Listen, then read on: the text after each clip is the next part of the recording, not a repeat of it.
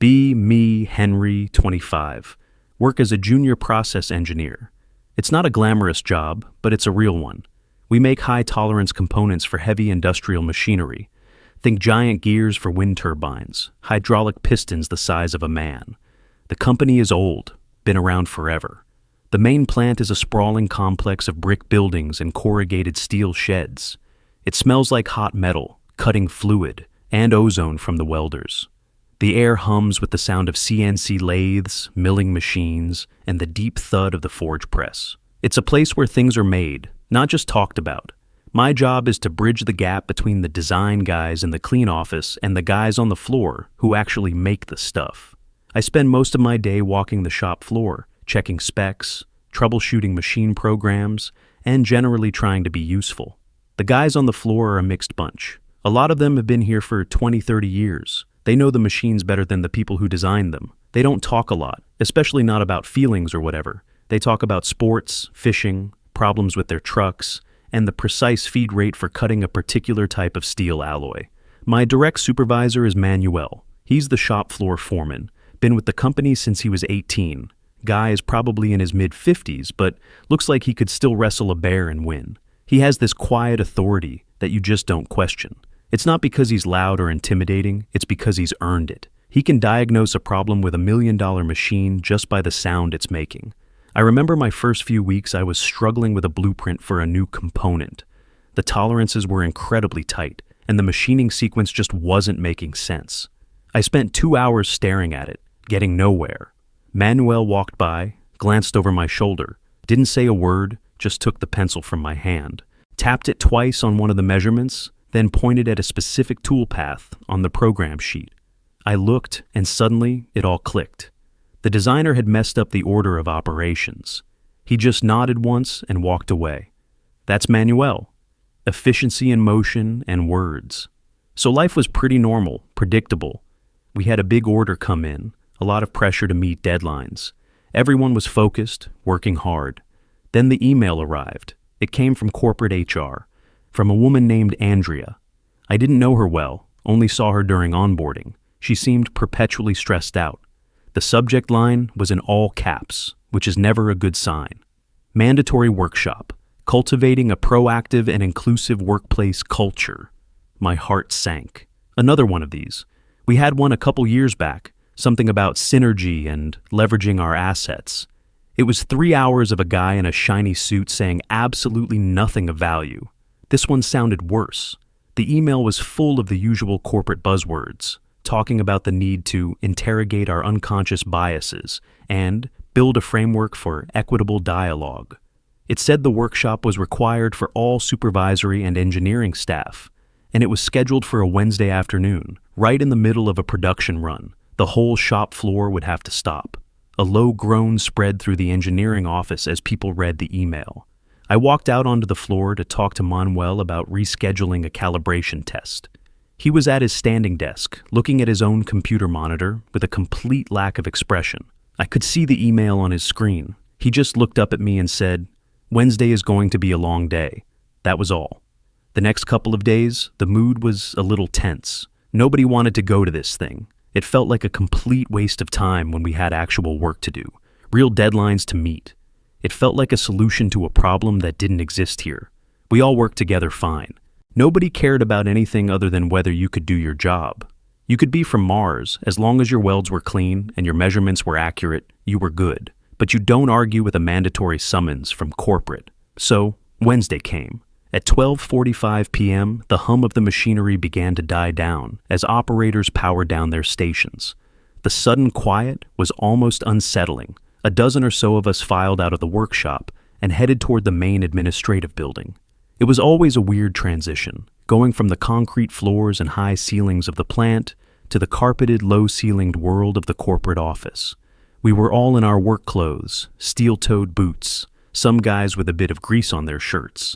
We probably looked like a bunch of barbarians invading their clean, quiet space.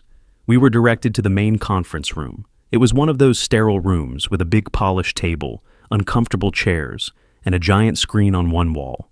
A few women from accounting and administration were already there, looking just as thrilled to be there as we were.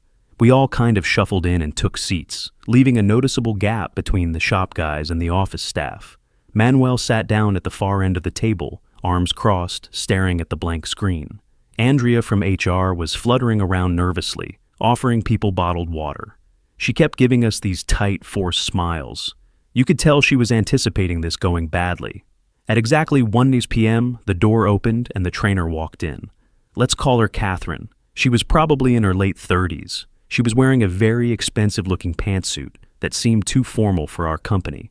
She carried a leather briefcase and had this air of absolute, unshakable self-importance. She didn't smile.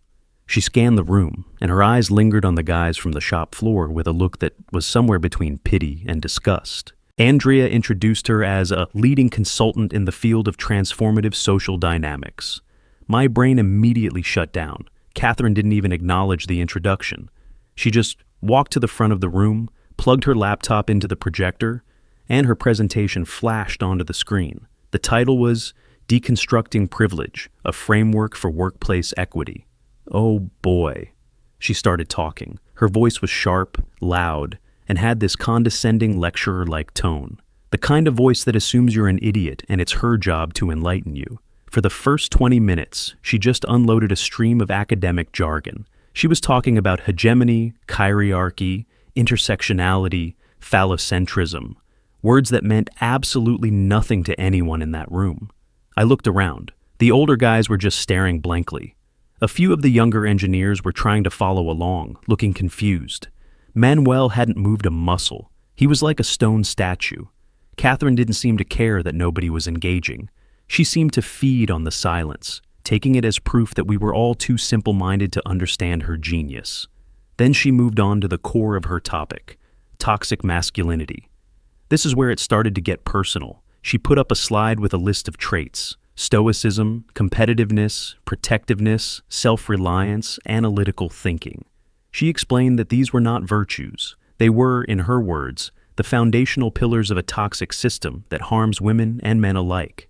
She said that by valuing these traits, we were perpetuating a culture of emotional suppression and aggression. A few of the guys shifted uncomfortably in their seats. These were the very traits that made them good at their jobs. You need to be stoic when a 10-ton piece of equipment malfunctions. You need to be self-reliant when you're troubleshooting a complex problem alone on the night shift. You need to be analytical to read a complex schematic. She was taking the very essence of their competence and reframing it as a moral failing. She started giving examples. Her examples were all from some strange alien world. She talked about mansplaining in university tutorials. She talked about manterrupting in marketing meetings. She talked about manspreading on the subway. I looked at the guys in the room. Most of them had started working right out of high school. Their daily commute was in a pickup truck, not a subway. The closest they got to a marketing meeting was seeing a commercial on TV. It was like she was speaking a different language about a different planet. She didn't make a single attempt to connect her ideas to our actual workplace. Not once did she ask a question. Not once did she solicit feedback. It wasn't a workshop. It was a sermon, and we were the sinners. She then told a story about a friend of hers who felt personally violated when a male colleague complimented her on a presentation she gave. Catherine explained that this compliment wasn't a compliment. It was a subtle assertion of dominance, a way for the man to imply he had the authority to judge her work. You could almost hear the collective internal screaming in the room. This was the world she lived in, a world of hidden meanings, secret aggressions, and perpetual victimhood. Our world was about tolerances, pressures, temperatures, and physical reality. If a machine part was a millimeter off, it failed. There was no subtext to debate. It was just wrong. The disconnect was staggering. She paused, took a sip of water, and looked around the room. "I can sense a lot of defensiveness in here," she said, a smug little smile playing on her lips. "That's a very common reaction. It's the fragility of the dominant group when their unearned privilege is finally being examined." Nobody had said a word. She was projecting an argument onto our silence. She was manufacturing a conflict and then congratulating herself for being brave enough to face it. Manuel still hadn't moved. His eyes were fixed on her, but his expression was unreadable. He looked less like he was listening and more like he was observing a strange species of insect. The presentation went on, and on, An hour turned into 90 minutes. She put up charts and graphs that supposedly proved a systemic bias against women in STEM fields. She didn't mention that our company had a scholarship program specifically for women in engineering, or that 2 of our best welders were women. Facts were irrelevant to her narrative. She showed us slides with quotes from feminist authors. She talked about the patriarchal gaze and how the design of everyday objects was inherently biased. At one point, she claimed that air conditioning was sexist because women tended to have a lower metabolic rate and thus felt colder in offices. One of the older mechanics, a guy named Dave who had worked in the forge for 30 years, actually let out a short, sharp snort of laughter. He tried to disguise it as a cough, but it was too late. Catherine's head snapped in his direction. Her eyes narrowed. "Is there something amusing you'd like to share with the group?" The room went dead silent. Dave, who was used to the 120 decibel roar of the forge, suddenly looked like a kid caught talking in class. He just shook his head and mumbled, "No, ma'am, swallowed wrong." Catherine stared him down for a full 10 seconds before continuing. The temperature in the room seemed to drop. She was enjoying this, enjoying the power she had to make these grown men feel small and stupid. She then pivoted to the concept of emotional labor. She explained that women were constantly forced to perform the exhausting task of managing the emotions of men. She said men were like emotional vampires, incapable of regulating their own feelings and reliant on women to soothe their fragile egos. This was directed at all of us. She looked from face to face as she said it. Her gaze passed over Manuel, who still looked like he was carved from stone. It passed over me, and I just looked down at the table. It passed over guys who had raised families, fought in wars, saved colleagues from industrial accidents. And she was calling us emotional children. The disrespect was so profound it was almost surreal. Andrea from HR looked like she wanted the floor to swallow her whole. She was half hidden in her chair, scribbling furiously on a notepad, probably just to avoid making eye contact with anyone. She had unleashed this person on us, and now she had no idea how to rein her in. After nearly 2 hours, Catherine's presentation finally wound down. A wave of relief started to build in the room. People were already mentally back on the shop floor, thinking about the work that was piling up. But Catherine wasn't finished. She smiled, a truly unpleasant, triumphant smile. "That concludes the theoretical portion of our workshop," she announced. "Now, we move on to the practical application, the part where we do the real work." A collective sense of dread washed over the room. This was going to get worse, much worse.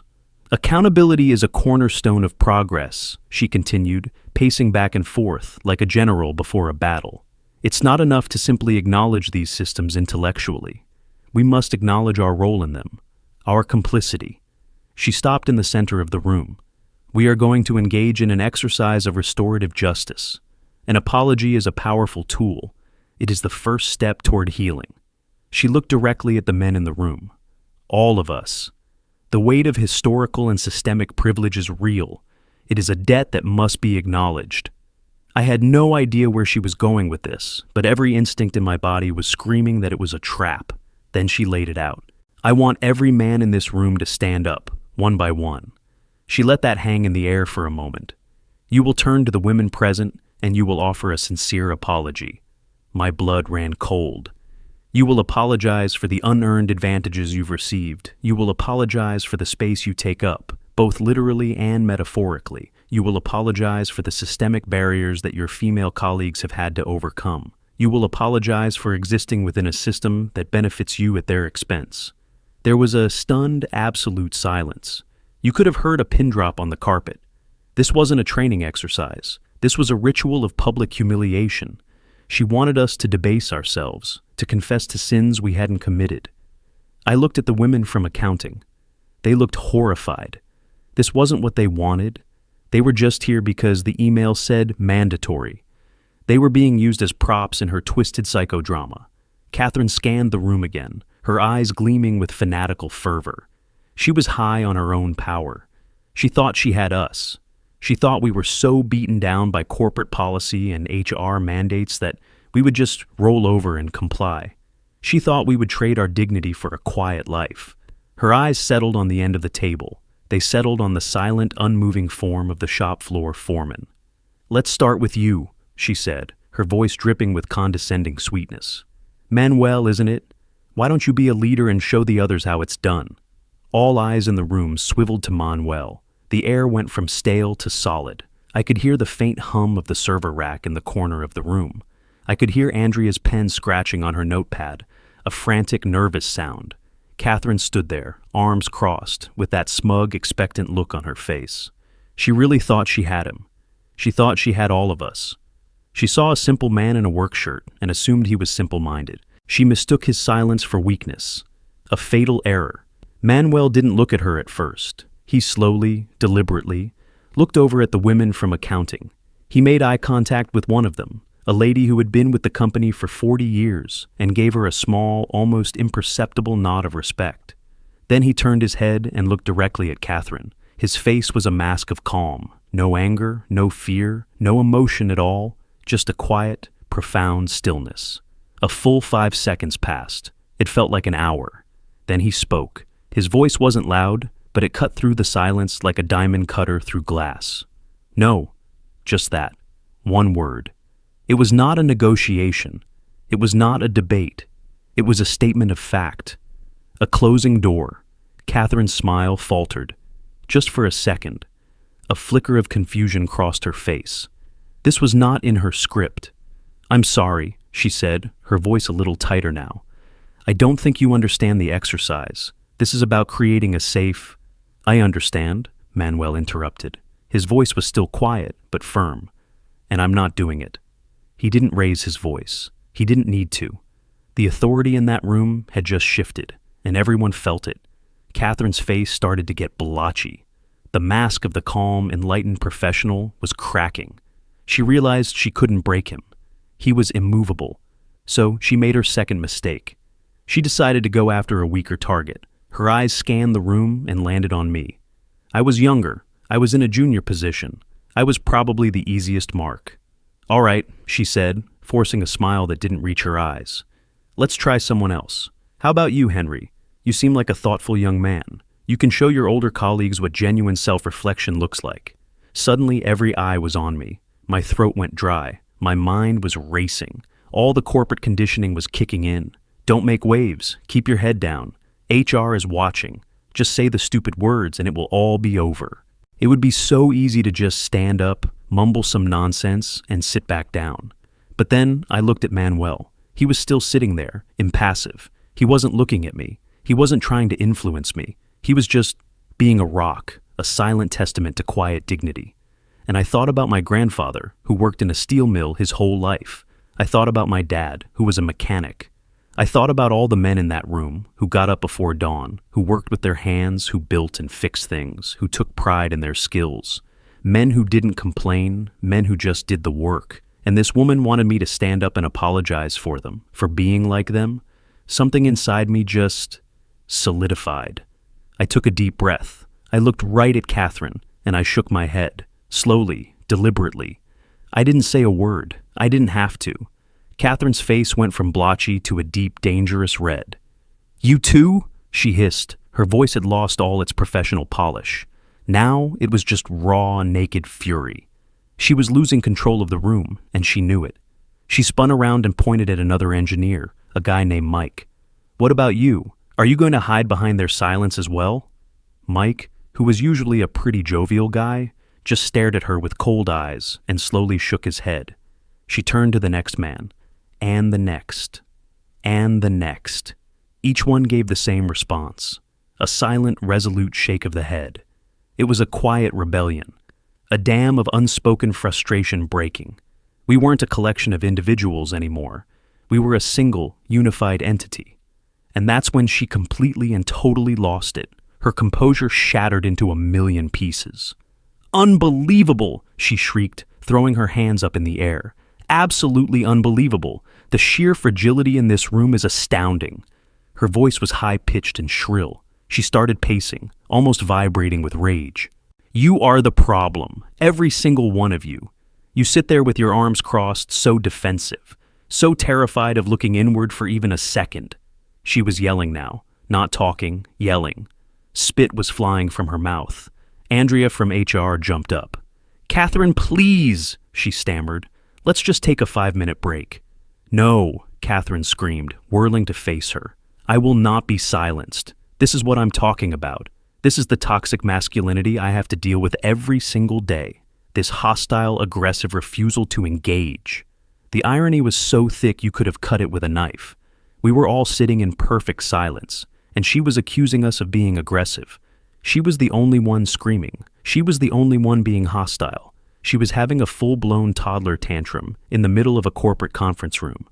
"You all think you're so tough, don't you?" she sneered, her eyes scanning our faces. "You work with machines? You think that makes you a man? It doesn't. It just makes you emotionally stunted Neanderthals who are terrified of women." The women from accounting were staring at her in abject horror. One of them was slowly pushing her chair back, trying to get further away. This wasn't empowering for them. This was terrifying. They were trapped in a room with a screaming lunatic. Catherine pointed a trembling finger at Manuel. "And you're the worst of all. Their leader. You're poisoning them with your silent, judgmental patriarch bull. You are a dinosaur, and you are holding back progress." Manuel didn't even blink. He just watched her. His calmness was like fuel on her fire. It was driving her insane that she couldn't get a reaction out of him. Her tirade went on for another minute. She accused us of being misogynists, of being secretly insecure, of being the reason the world was a mess. It was a torrent of insults, a shotgun blast of every buzzword she could think of. Finally, she ran out of steam. She stood in the middle of the room, chest heaving, her hair a mess, her expensive pantsuit looking ridiculous. The silence that followed was heavier than anything that had come before. Andrea, who was pale as a ghost, finally found her voice. I think we're done for today," she whispered. "The workshop is over. You can all go back to your duties." Nobody needed to be told twice. As one, the men from the shop floor stood up. We didn't look at Catherine. We didn't look at Andrea. We just turned and walked out of the room. It wasn't a retreat. It was a dismissal. We were simply leaving a situation that was beneath our time and attention. As I walked past Manuel, he put a hand on my shoulder. He just rested it there for a second and gave it a slight squeeze. No words were exchanged, but the message was clear. "You did good. We're in this together. I respect you." It meant more than any praise or promotion I could have ever gotten from corporate. We walked back to the plant in silence. The familiar hum of the emergency generators and the ventilation systems was a welcome sound. It was the sound of reality. Back in the real world, away from the madness of that conference room. Within minutes, the machines were powered back on. The comforting roar of production filled the air. People went back to their stations. The incident was not mentioned. There was no gossip, no discussion. It was like it never happened. But something had changed. There was a new feeling in the air, a sense of camaraderie that hadn't been there before, a shared glance between two operators across the floor, a nod between a welder and a machinist. We had faced something absurd and insulting together, and we had stood our ground. We had done it without shouting, without arguing, without resorting to the tactics of our accuser. We had won with silence and dignity. The next morning, the rumors started to circulate. They came from the office side, trickling down to the shop floor. Catherine's consulting firm had their contract terminated that same afternoon, effective immediately. Apparently, after we left, several of the women from accounting went straight to the head of HR, Andrea's boss, and filed formal complaints. They described Catherine's behavior as unhinged, abusive, and creating a deeply unprofessional and hostile environment for everyone. They made it clear that they felt used as political props and were disgusted by the whole thing. Their testimony was the nail in the coffin. Andrea was also in hot water. She was placed on a performance improvement plan, which is corporate speak for, "You're one mistake away from being fired." She had vetted and hired Catherine. She had allowed the situation to escalate. She had failed completely. The best part was, not a single man from the shop floor had to file a complaint or say a word to anyone in management. Catherine had destroyed herself. Her own venom had been her undoing. It was a perfect self-contained act of justice. A few weeks passed. Life returned to normal, completely. The memory of the workshop began to fade, becoming a sort of ridiculous legend. Then, one afternoon, I was finishing up a new set of schematics for a particularly complex gear assembly. The tolerances were a nightmare, and I had to redesign the entire toolpath sequence 3 times to get it right. I was proud of it. It was good, solid work. I took the final prints down to the shop floor to get Manuel's sign-off. He was at his desk, studying a production schedule. I laid the drawings out in front of him. "New sequence for the EX400 project," I said. He picked them up. His eyes scanned the pages, moving quickly, taking in every detail. He spent a few minutes tracing the tool paths with his finger, checking the material specs, the heat treatment notes. I stood there, waiting for his verdict. He was notoriously hard to please. His standards were higher than anyone's. Finally, he put the schematics down. He looked up from the papers and met my eyes. He tapped the corner of the drawings with his forefinger. "Good work, Henry," he said. Then he took a pen from his pocket, signed the approval box, and slid the prints back to me. And that was it. He turned back to his schedules. But for me, that was everything. That simple, honest praise, earned through skill and hard work from a man I respected. It was worth more than 1,000 corporate workshops. It was real. I walked back to my desk, holding the signed-off prints. From across the shop, I could see the glow of the welders, the sparks flying from the grinders. I could hear the powerful, rhythmic sound of the machines, the sound of men doing their jobs, the sound of a world that made sense. And we hadn't apologized for any of it. Not a single word.